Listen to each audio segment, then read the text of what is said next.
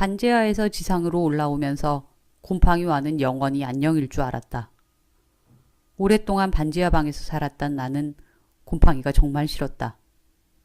그 거무죽죽한 비대칭의 자국과 실내 공기를 아무렇게나 침범하는 녀석의 행태는 나를 끊임없이 적개심의 날카로운 절벽으로 몰아세웠다. 특히 여자친구가 집에 놀러왔을 때 녀석의 행포는 극에 달했다. 여자친구와 재즈를 들으며 와인을 한잔 하려고 하면 꼭 녀석이 고개를 슬그머니 드는 것이었다. 아, 오빠, 저게 뭐야? 집에 곰팡이 있어?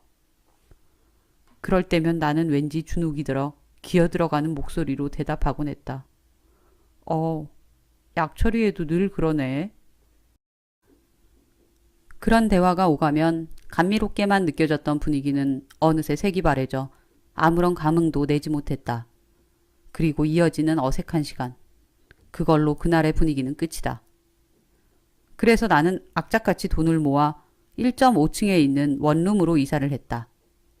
엄마도 친구들도 그럴듯해 보이는 인테리어와 앙증맞은 가구가 구비된 풀옵션 원룸을 만족스러워했다. 그래 아들 그동안 고생했다. 엄마가 미안하다 도와주지도 못하고.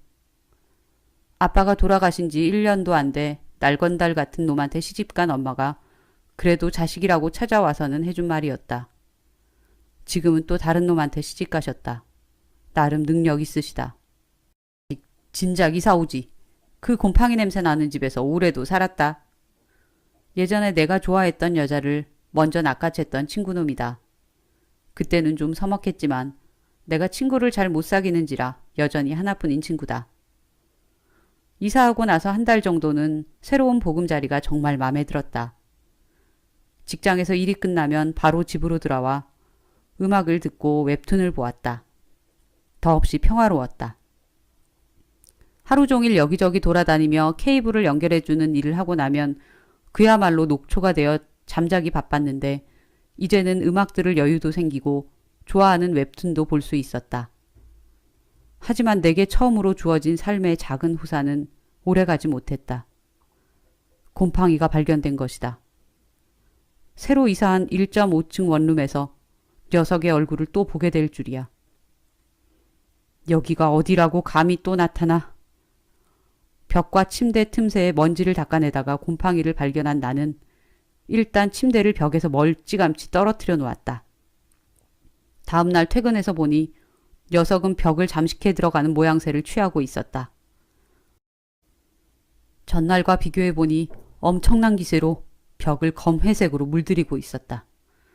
녀석의 뻔뻔스러운 공격이 재개된 것이었다. 수년 동안 그렇게 많은 전투를 치렀음에도 녀석은 늘 한결같은 기세로 밀고 들어왔다.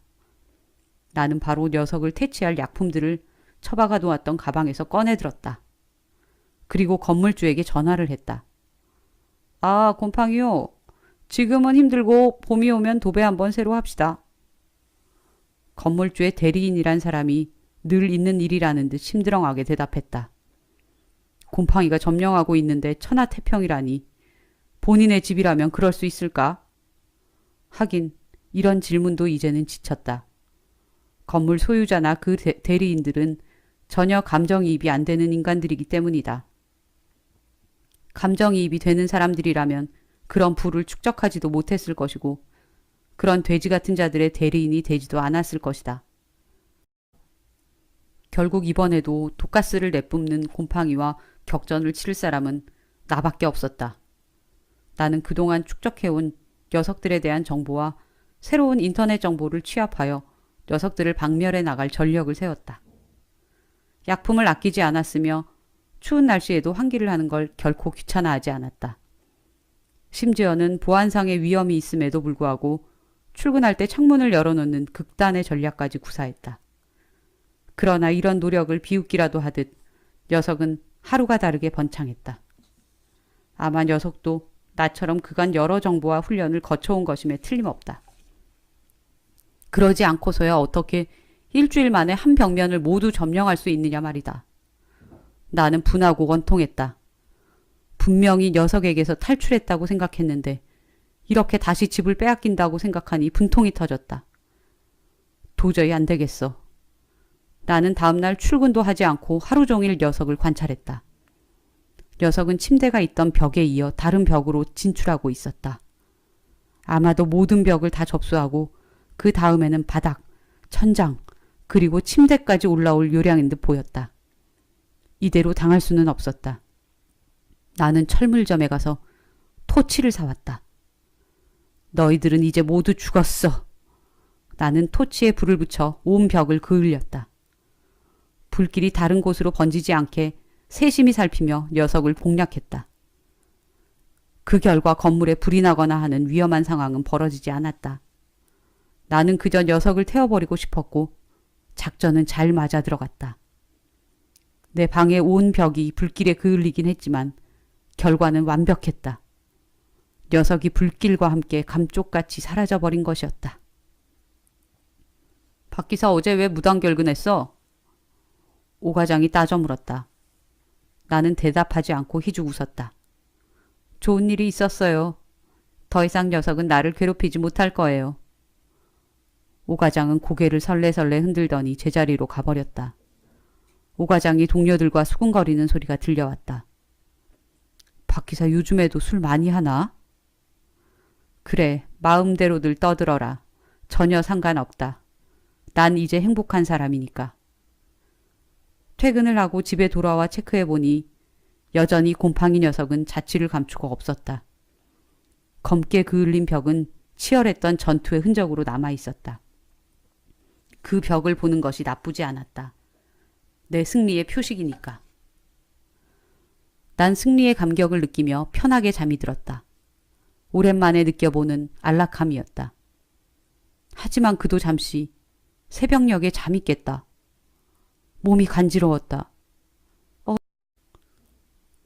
이상하네. 왜 이렇게 몸이 가렵지? 몸이 가려운 적은 처음이었다. 며칠씩 안 씻고 게으름을 피워도 끄떡없는 피부였다. 그런데 태어나서 처음으로 피부가 간지러웠다. 마치 모기에 물린 것 같았다. 나는 불을 켜고 얼굴을 거울에 비추어 보았다. 이런... 놀란 나는 잠옷을 모두 벗고 나체가 된 전신을 거울에 비추었다. 이런 젠장! 온 피부에 검회색 곰팡이가 피었다. 그것은 마치 오래된 흑백 문신처럼 흉물스럽기 그지없었다.